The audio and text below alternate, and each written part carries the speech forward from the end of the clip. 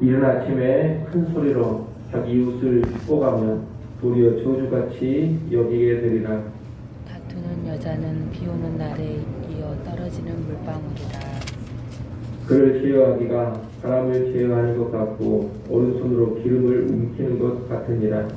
철이 철을 날카롭게 하는 것 같이 사람이 그의 친구의 얼굴을 빛나게 하느니라. 무화과 나무를 지키는 자는 그 과실을 먹고 자기 주인에게 시중 드는 자는 영화를 얻느니라. 물에 비치면 얼굴이 서로 같은 것 같이 사람의 마음도 서로 비치느니라. 스올과 아바도는 만족함이 없고 사람의 눈도 만족함이 없느니라. 도가니로 은을, 풀무로 금을, 칭찬으로 사람을 단련하느니라. 미련한 자를 곡물과 함께 절구에 놓고 공의로 찌를지라도 그의 미련은 벗겨지지 아니하느니라. 내 양떼의 형편을 부지런히 살피며 내 소떼에게 마음을 두라. 그저 재물은 영원히 있지 못하나니 면류관이 어찌 대대에 있으랴. 풀을 벤 후에는 새로 움이 돋나니 산에서 꼴을 거둘 것이니라. 어린 양의 털은 내 옷이 되며 염소는 밭을 사는 값이 되며 염소의 젖은 넉넉하여 너와 내 집의 음식이 되며 내 여종의 먹을 것이 되느니라. 아멘. 오늘 본문은 여러 가지 지혜의 교훈을 주고 있습니다. 14절은 이른 아침에 큰 소리로 자기 이웃을 축복하면 도리어 저주같이 여기게 된다고 합니다. 이웃을 축복하는 것은 좋은 일입니다. 하지만 이른 아침에 큰 소리로 이웃을 깨워가며 축복하는 것은 동기가 어찌 됐든지 간에 남을 배려하는 일이 아닙니다. 듣는 사람을 성가시게 하고 불쾌하게 하는 일입니다. 이렇게 상대방을 전혀 배려하지 않으면서 축복의 말을 하면 오히려 조롱이나 저주로 여기게 되어지는 겁니다. 그런 우리는 입술의 말만 좋게 할 것이 아닙니다. 축복의 말보다 실제적으로 상대를 잘 헤아리며 배려하는 태도가 더 중요하다는 것을 알고 그런 태도를 갖추어야 하겠습니다. 말만 좋게 해주려고 할 것이 아니라 실제적으로 상대를 잘 배려하는 사람, 이 사람이 정말로 지혜로운 사람입니다. 15절, 16절은 다투는 여자에 대한 잠언인데 다투는 여자는 비 오는 날에 떨어지는 물방울과 같다고 합니다. 비 오는 날 계속해서 비가 새면 불편하기가 이루 말할 수 없습니다. 편안한 집, 안식할 수 있는 집이 되지를 못합니다. 그처럼 늘 다투는 여자, 아내와 한 집에 같이 사는 것은 평안함과 안식이 없는 아주 힘든 일이라는 것입니다. 그런데 이런 여인을 또 제어하는 것이 쉽지 않습니다. 늘 화를 내며 다투려고만 하는 여인을 어떻게 통제할 수가 없습니다. 그래서 끊임없는 다툼 가운데 있게 되고 가정의 불화가 끊이지 않는 겁니다. 이 잠언은 고대에 쓰여졌기 때문에 당시 문화 상황에서 여자, 다시 말하면 아내만을 다루고 있지만 남자라고 예외는 아닙니다. 늘 화를 내며 다투는 남자, 그런 남편과 함께 사는 것도 똑같이 힘들고 괴로운 일입니다.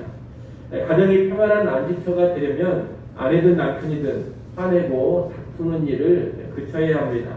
결혼했다면 화와 다툼을 제어해서 평안하고 쉼이 있는 그런 가정을 이루어야 할 것입니다.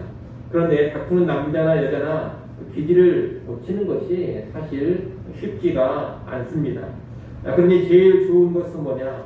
결혼할 때에 상대방의 인격을 잘 파악하고 결혼을 하는 것입니다. 쉽게 화내지 않는 사람, 웬만해서는 다툼을 일으키지 않는 사람을 배우자로 선택하는 것이 지혜라고 말할 수가 있겠습니다.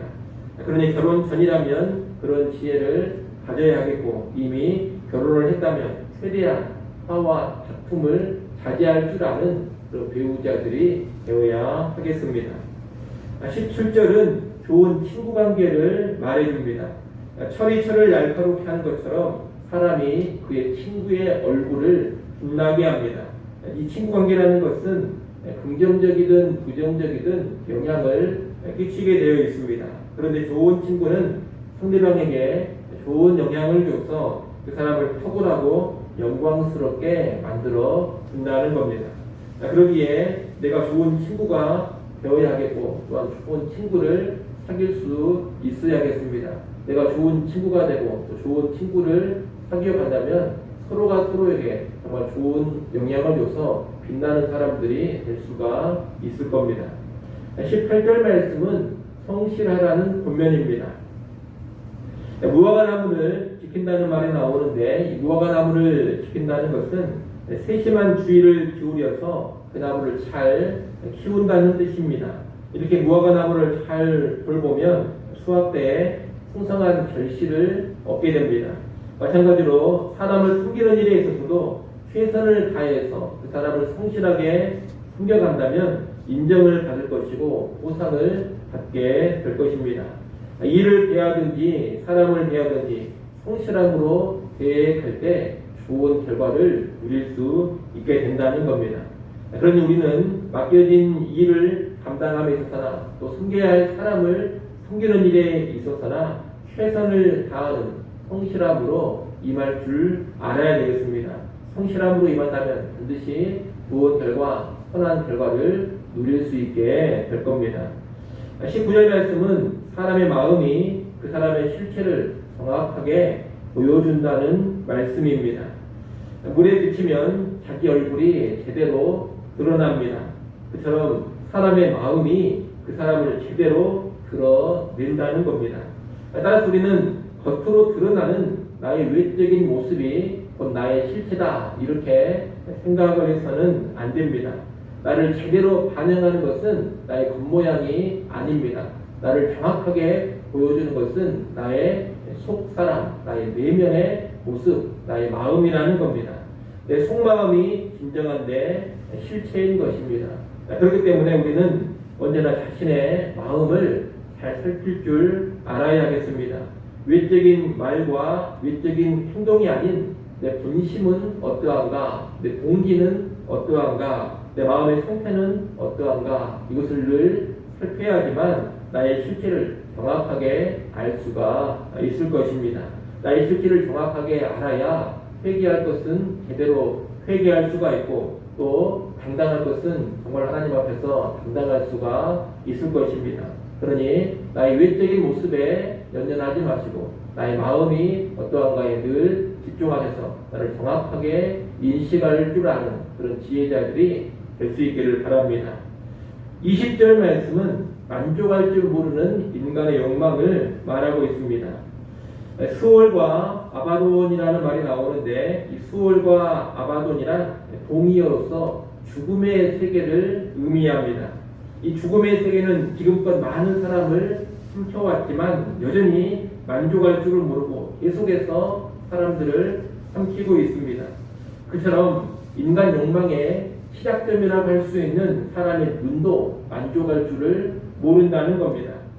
20절 말씀은 만족할 줄 모르는 눈, 만족할 줄 모르는 욕망을 죽음의 세계, 수월, 아바돈에 빗대면서 그 만족할 줄 모름의 위험성도 은근히 경계를 하고 있는 말씀입니다. 만족할 줄 모르는 욕망은 우리를 죽음으로, 하늘로 끌고 갈 것입니다. 그러니 욕망을 자제하는 것, 멈출 때 멈출 줄 아는 것이 지혜입니다. 만족할 줄 모르는 눈, 만족할 줄 모르는 욕망과 대조되는 것이 감사와 자족이라고 말할 수가 있겠습니다. 감사와 자족이 있을 때 우리 인생이 수월과 아바돈에 삼켜지지 않을 것입니다. 그러니 감사와 자족을 하는 그런 지혜자로 살아갈 수 있으면 좋겠습니다. 21절 말씀은 칭찬에 관한 말씀입니다. 우리 개역개정 본문에는 도가니로 은을, 풀무로 금을, 칭찬으로 사람을 단련하느니라 이렇게 번역을 했습니다만 히브리어 원문에 보면 맨 뒤에 있는 단련하느니라 이 구절은 없습니다.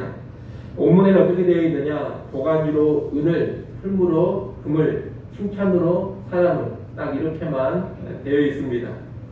이 말씀은 도가니나 풀무로 은과 금을 계련하듯이 칭찬으로 사람을 재련한다 이런 뜻입니다. 그런데 이 말씀을 보통 두 가지로 해석을 합니다. 하나는 칭찬을 통해서 그 사람의 됨됨이를 시험하고 파악해 볼 수 있다 이런 해석입니다. 칭찬을 하면 어리석은 자는 우쭐해지거나 교만한 모습을 보이게 될 것입니다. 반면에 지혜로운 자는 성숙한 자는 칭찬을 들을 때 담담하고 그런 칭찬 앞에서도 겸손함을 보일 것입니다. 그래서 칭찬해 보면 그 사람이 어떤 사람인지를 알 수 있다 이런 의미로 해석을 하는 겁니다. 또 하나의 해석은 도간이나 풀무가 불순물 없는 좋은 은과 좋은 금을 만들어내듯이 칭찬이라는 것이 사람 안에 있는 부정적인 기운, 부정적인 요소를 제거해서 좋은 사람을 만들어낸다 이런 해석입니다.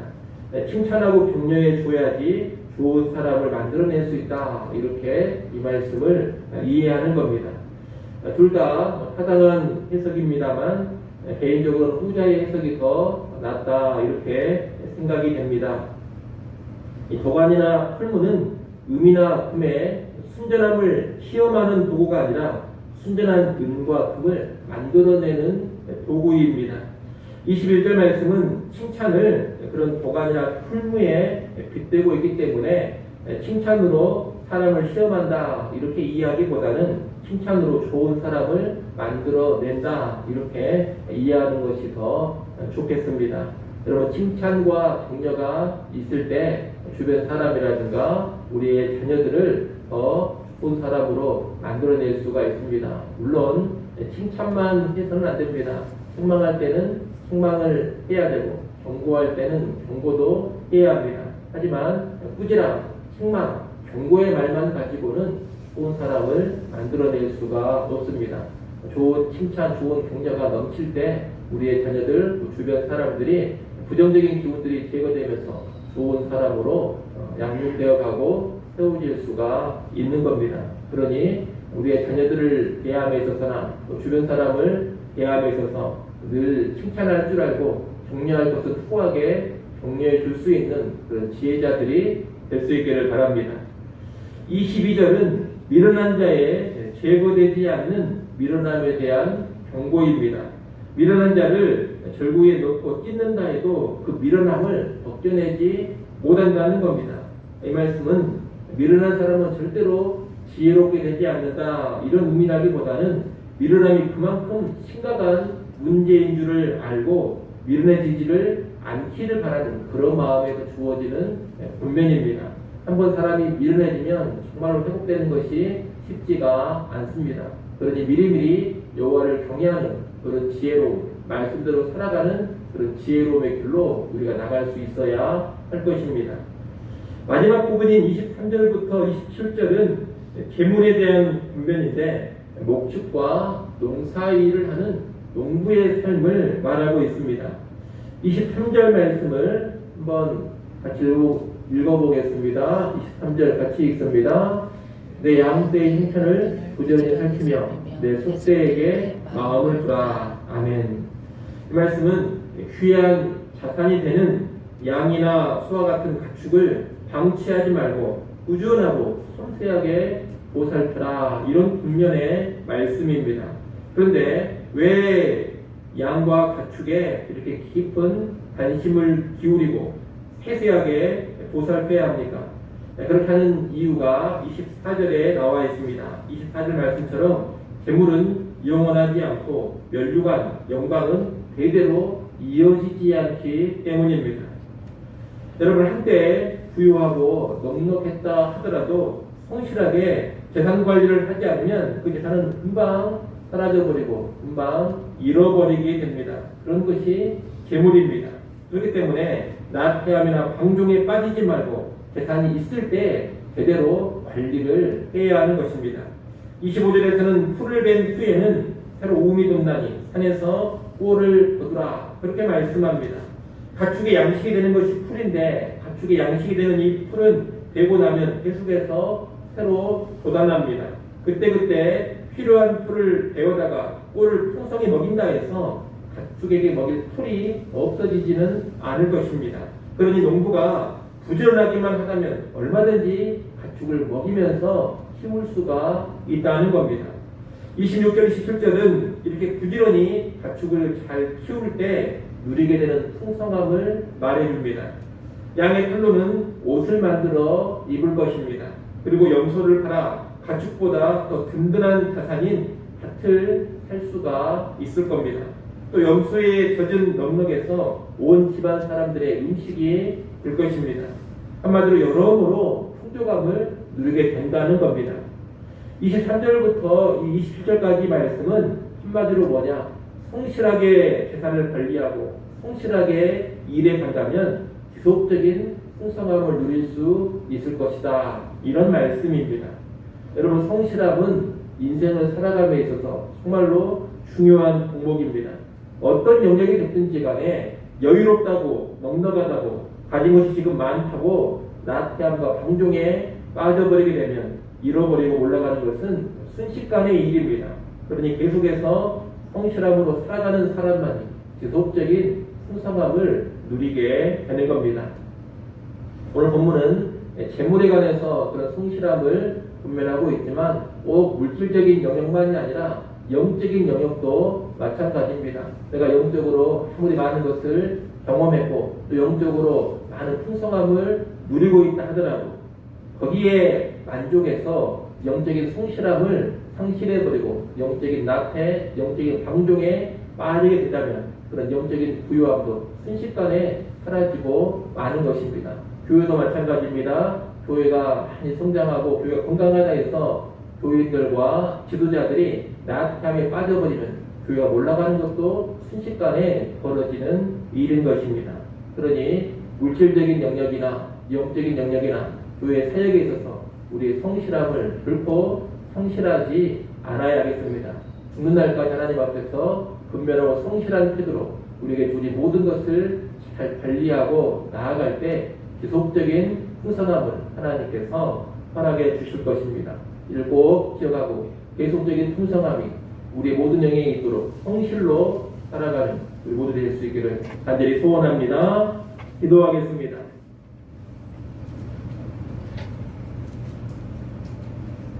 하나님 아버지, 여러가지 지혜의 권면의 말씀을 보았습니다.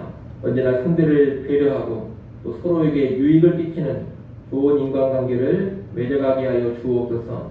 칭찬과 격려로 주변 사람을 세워주는 인간관계 맺어가기를 또한 간절히 원합니다. 우리의 무한해질 수 있는 욕망을 잘 절제하되 모든 영역에 성실하게 살아감으로써 하나님 주시는 풍요로움을 누려가게 하여 주옵소서. 아버지 하나님, 또 이 시간도 하나님 앞에 엎드려 기도합니다. 다시금 우리의 교만과 우리의 능력 의지하는 그런 마음들을 내려놓게 하시고 겸손히 하나님을 바라보며 하나님을 의지하게 하여 주옵소서. 여호와를 가까이 하는 것이 우리에게 복이 된다 하였습니다. 이 새벽 시간 여호와께서 가까이 나아가는 시간 되게 하여 주시옵소서. 우리의 모든 필요들을 주의 은혜를 통하여 체험받는 시간 되게 하여 주시옵소서. 오늘 하루를 허락하셨사오니 오늘 하루를 살아갈 때에도 살아계신 하나님과 긴밀하게 동행하게 하시고 성령으로 충만하여 승리하는 길로만 나아가게 하여 주옵소서. 예수님의 이름으로 기도드리옵나이다. 아멘.